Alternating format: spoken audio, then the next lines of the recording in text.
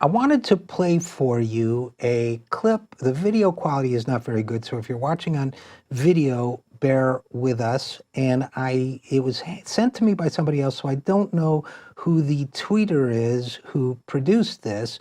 But I thought the clip itself was interesting, and I wanted to talk about it a little bit because it sets a context for something that's been on my mind a lot. So this is a video, according to the tweeter, from Blacklist, which is a very popular show. And leaving aside the tweeter's own comments about it, I do want to play it for you and then have the comments that are in my head, not necessarily his. So let's, without further ado, play that.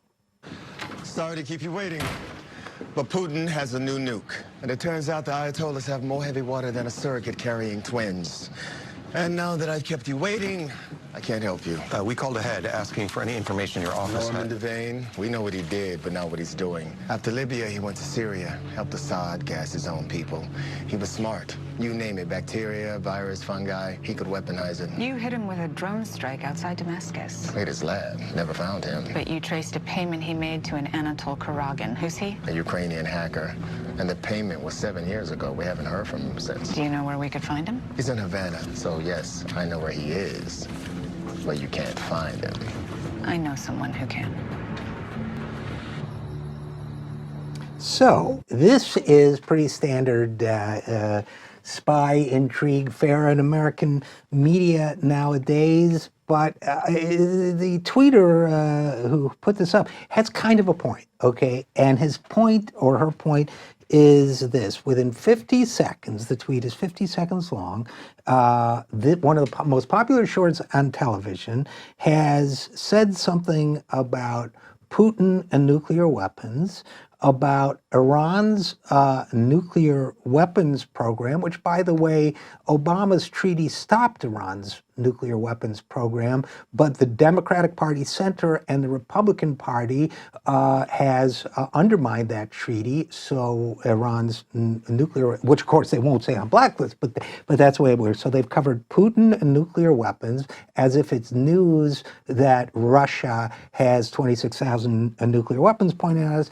They've brought up Iran, not in context, but other than that of, two-dimensional evil or whatever. They brought up Assad. They've brought up Ukraine. They've brought up Libya. They've brought up Cuba.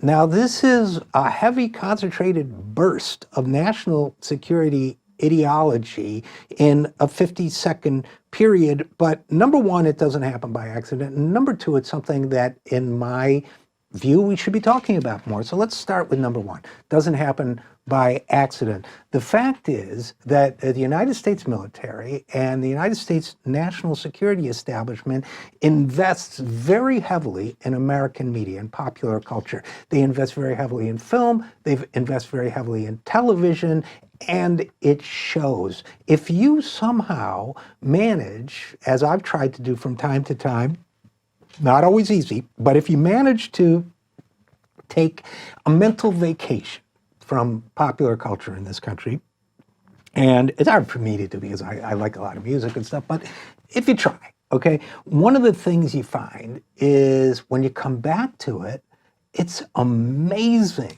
sometimes how skewed it seems and how propagandistic it seems. Now, granted, this 50-second clip is pretty extreme in that regard, but to give you an example, I will admit it's not inconsistent with my own political views, but I like escapist spy, stuff like that. I watched the first season of Jack Ryan, for example, on Amazon, and I mean, it wasn't like the finest television I've ever watched or the greatest quality art, but it was fun and escapist. So I started to watch the second season when it came out a few days ago, I guess, and I could only get through two. And the reason why, well, first of all, now the setting is Venezuela, and it's a kind of cartoonish Venezuela.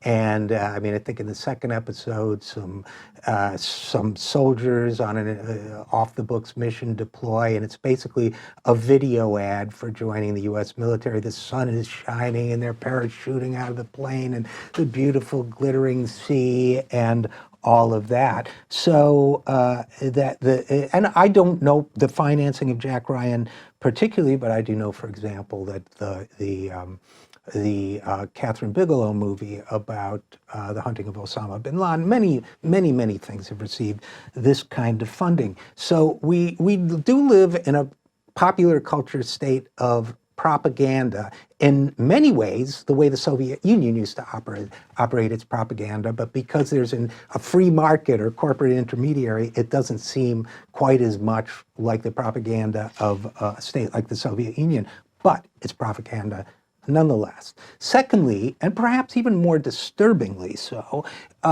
we are being fed a series of narratives. Now, I'm not saying any one narrative is true or false. I'm saying as a journalist and as a responsible citizen, I feel obligated not to accept any narrative without evidence. We're being fed a lot of narratives without evidence. Evidence about the Iranians breaking their deal, evidence about I don't know, who's really behind, hack A or hack B. Far more disturbingly to me, the idea has now become commonplace, not on the far right, but among people that I would consider liberals and friends, that if you espouse certain ideas about national security, you are somehow the puppet of a foreign state. Well, espousing certain ideals of national security, that we should not act as an empire, that we should promote democracy, not totalitarianism, these are in the finest traditions of American politics and values, going back to the very founding of this country. So my ask to you is simple. Let's step away from the mythology and propaganda and see the world as it really is.